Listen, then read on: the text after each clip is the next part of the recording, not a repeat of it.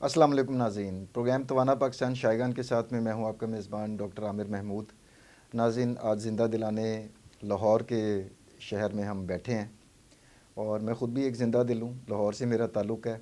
वैसे तो हर प्रोग्राम करते हुए मुझे बड़ी खुशी हो रही होती है कि जिस मौजू पर भी हम बात करते हैं उसका मकसद आवाम तक आगाही पहुँचाना होता है, उसको शऊर देना होता है। और जो हमारे तमाम एक्सपर्ट्स पूरे पाकिस्तान में हमारे प्रोग्राम में तशरीफ़ लाते हैं, मैं हमेशा उनका शुक्रगुज़ार होता हूँ और ख़ुशी भी होती है कि वो अपना कीमती वक्त निकाल कर यहाँ पर आते हैं और आप लोगों को आगाही देने में हमारी मदद करते हैं।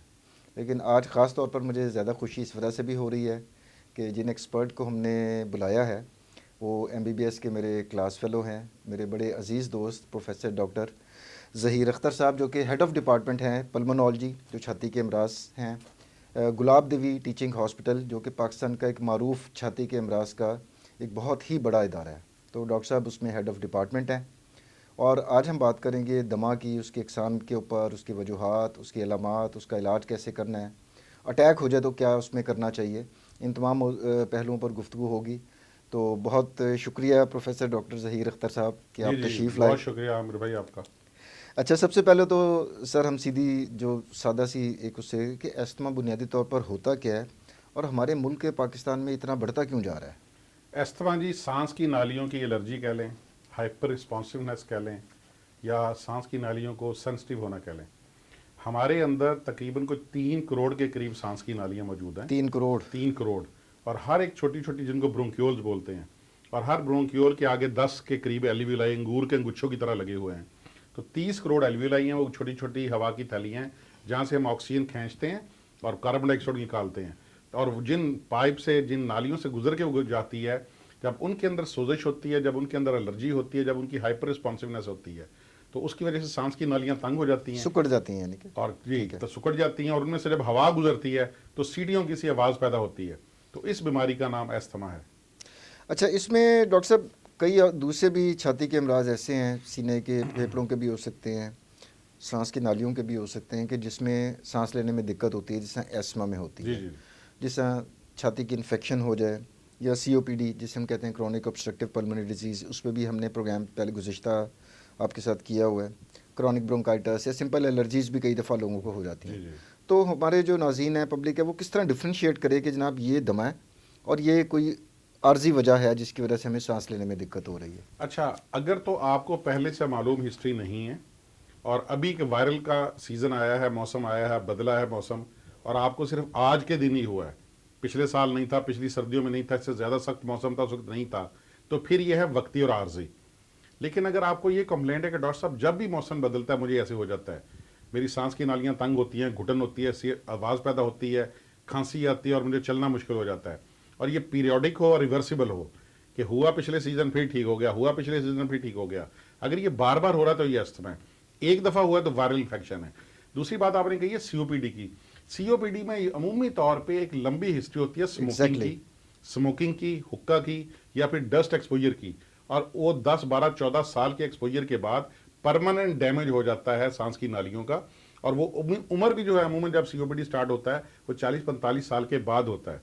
अस्थमा जो है जब शुरू होता है तो ये लड़कपन में या बचपन में होता है और बाद में चलता है। लिहाजा उम्र को देखते हुए हम अंदाज़ा लगा लेते हैं कि यार ये 20 साल का बच्चा है, 30 साल का नौजवान है, और इसने कभी सिगरेट भी नहीं पी, और इसको सांस की नालियों में घुटन है और आवाज़ पैदा है, ये अस्थमा है। एक बंदा है, डॉक्टर साहब 20 साल मैंने सिगरेट पिए, अब मुझे सांस तंग हो रहा है, तो ये COPD है। COPD है। और अगर वक्ती तौर पे इसी सीजन में हुआ है तो सिंपल वायरल एलर्जी या वायरल इन्फेक्शन इन्फेक्शन है। एग्जैक्टली हो सकती है।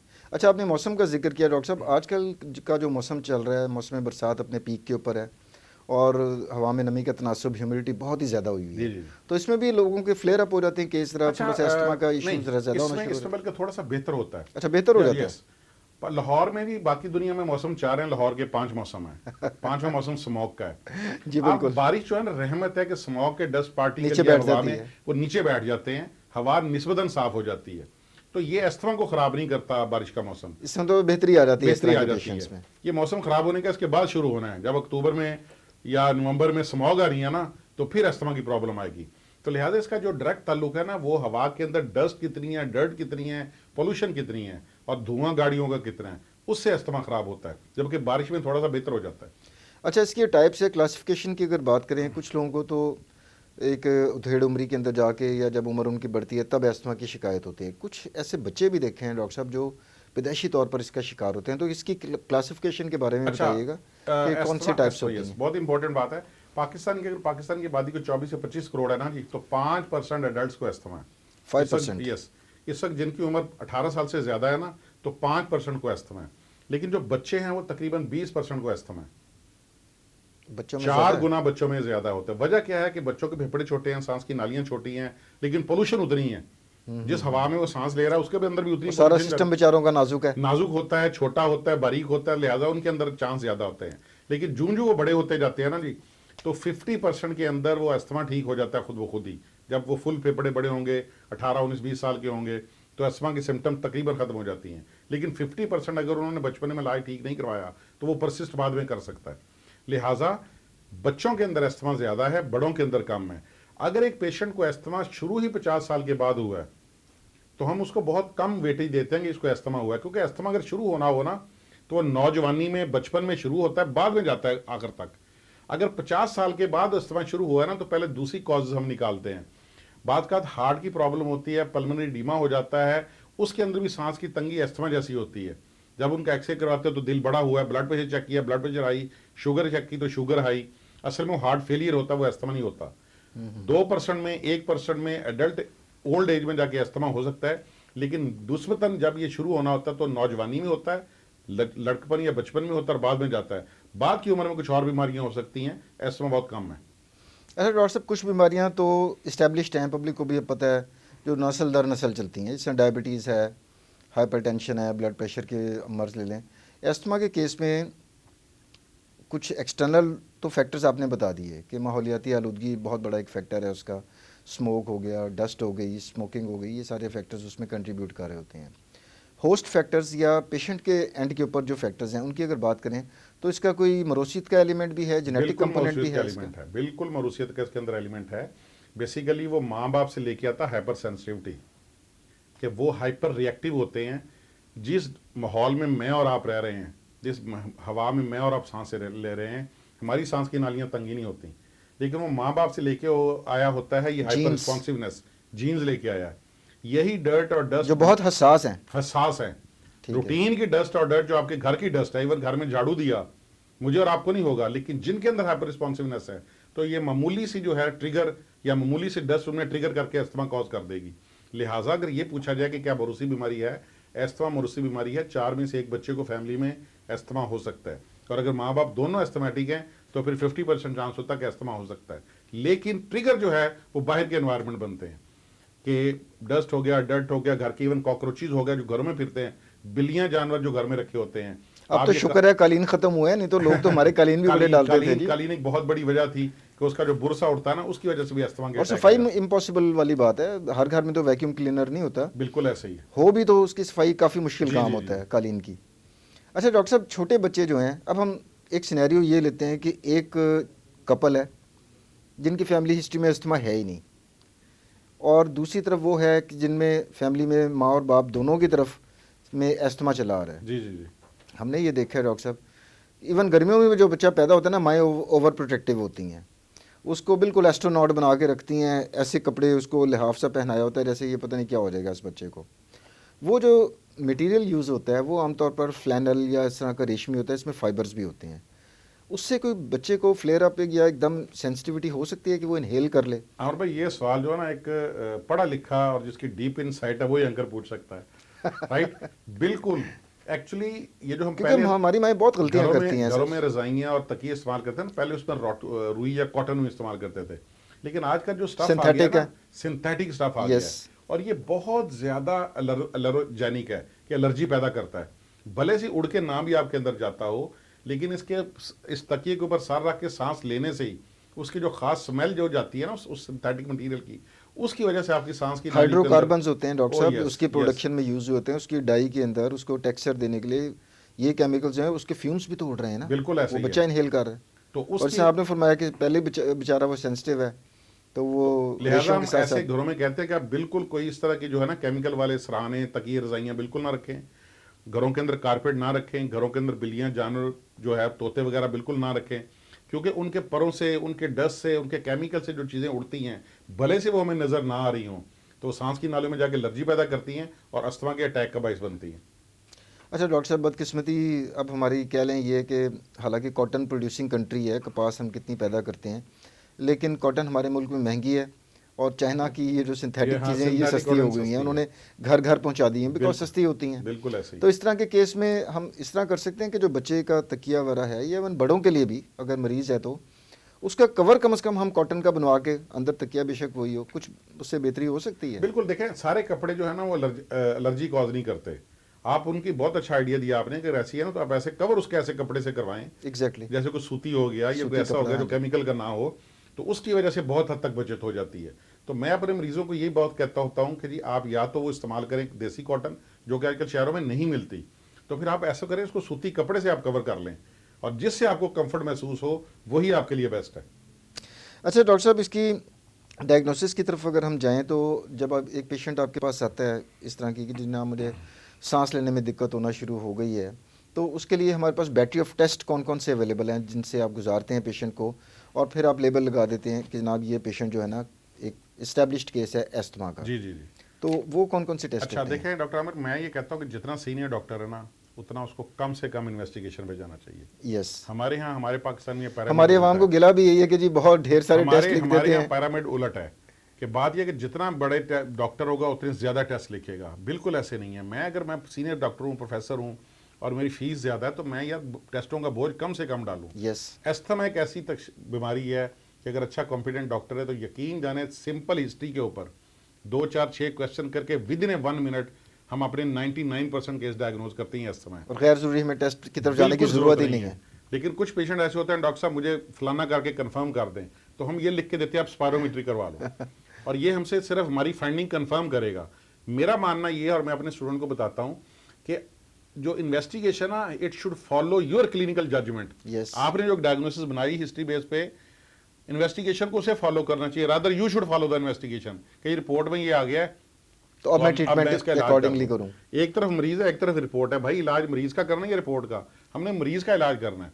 मैंने बहुत दफा ऐसे देखा, मेरे पास एक रिपोर्ट गलत आ गई, मिक्स हुई सर ये इसकी रिपोर्ट आ गई और ये इंतहाई खतरनाक बीमारी निकली है। मैं उसको मरीज को जज करता हूँ, चेक करता हूँ, कुछ भी नहीं यार ये रिपोर्ट गलत है। मेरी आंखों ने देखा जॉन्डिस नहीं है, रिपोर्ट में बिलिरुबिन हाई आई है, रिपोर्ट गलत है। मेरे हाथों ने पैल्पेट कर लिया कि लीवर और स्प्लीन नहीं बढ़ी हुई, अल्ट्रासाउंड पे आ गया, रिपोर्ट गलत है। मेरी चेस्ट ने सुन लिया कि इसको एस्थमा क्लियर है, इसका चेस्ट क्लियर है, कोई उसको डिस्निया नहीं, वीज नहीं है, स्पायरोमीट्री में आ गया रिपोर्ट गलत है।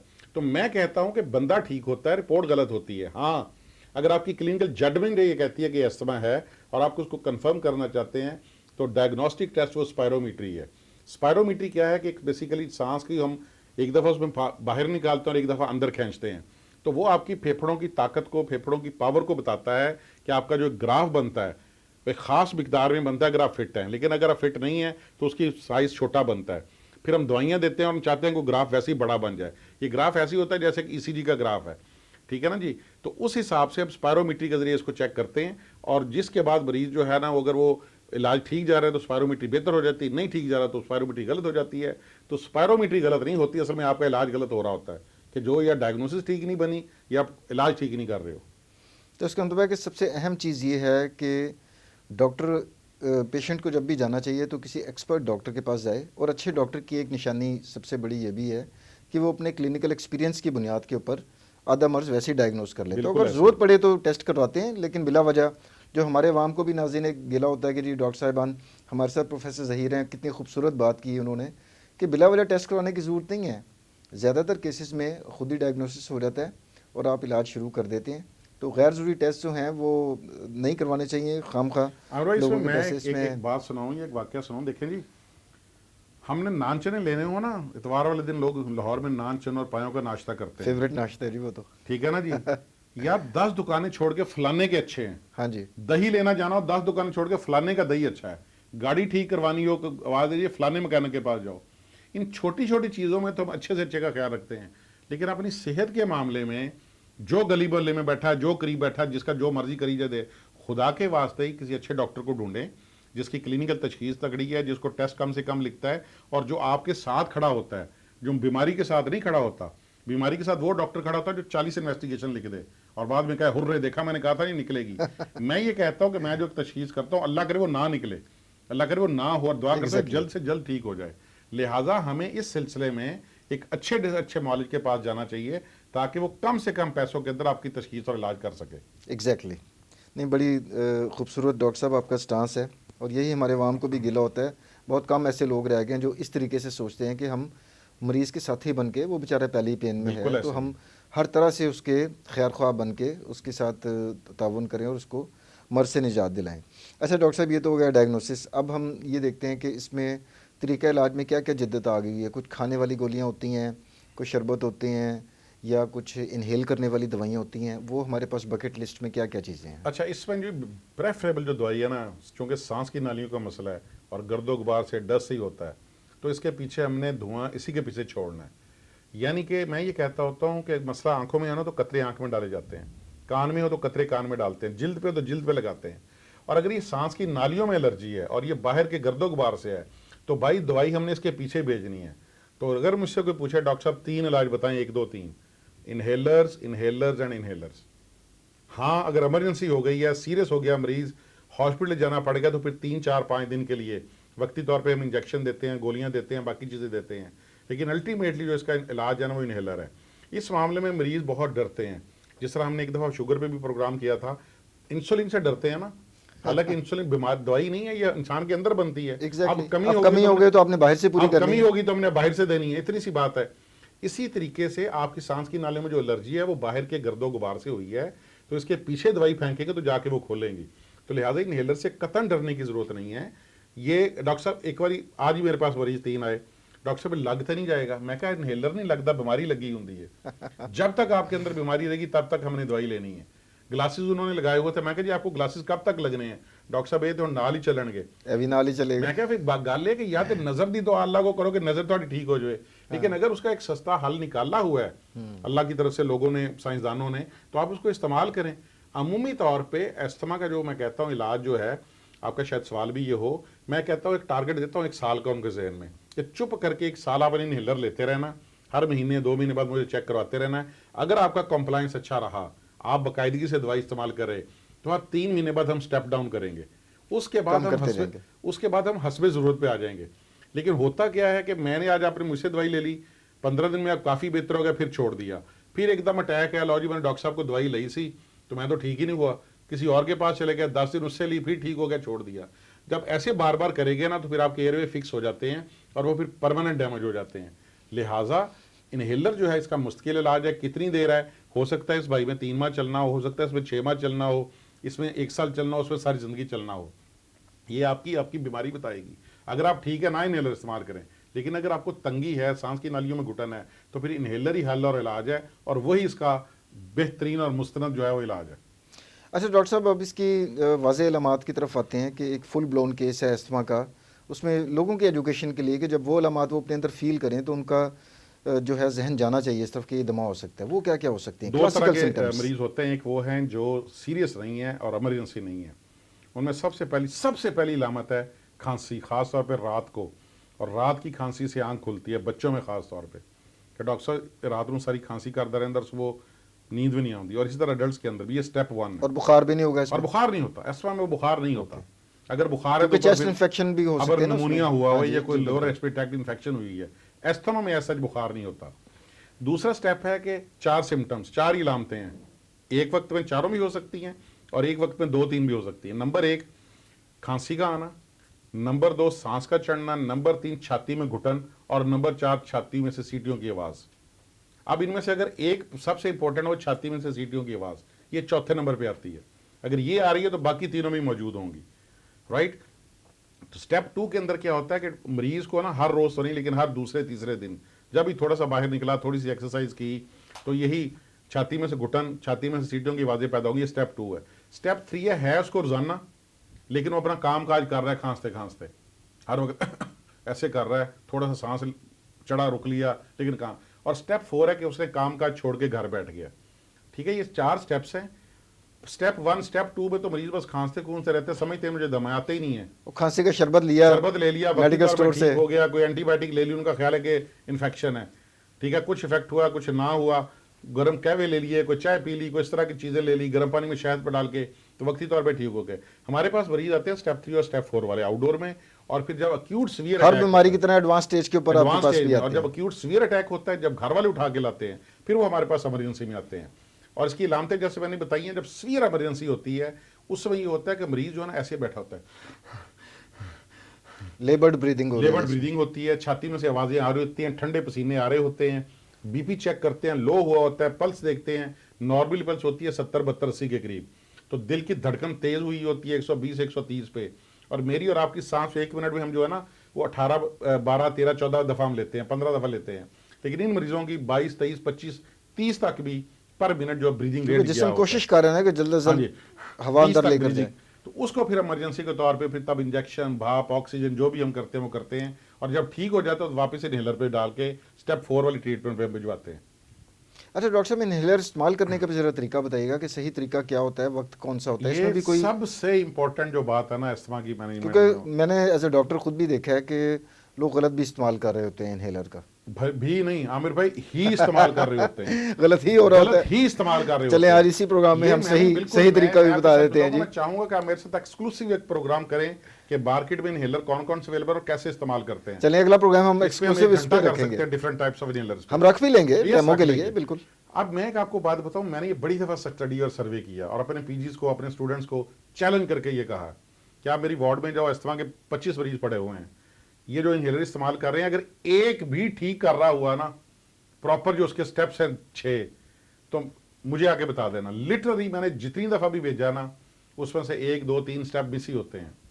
अच्छा, उसके बाद फिर मैं कहता हूं अब तुम इनको जाके सिखाओ, अच्छे तरीके से सिखाओ, जब तुम्हारी तसल्ली हो जाए ना अगले दिन फिर आपने इनसे देखना है। यकीन जाने 10 में से फिर 5 गलत करते हैं।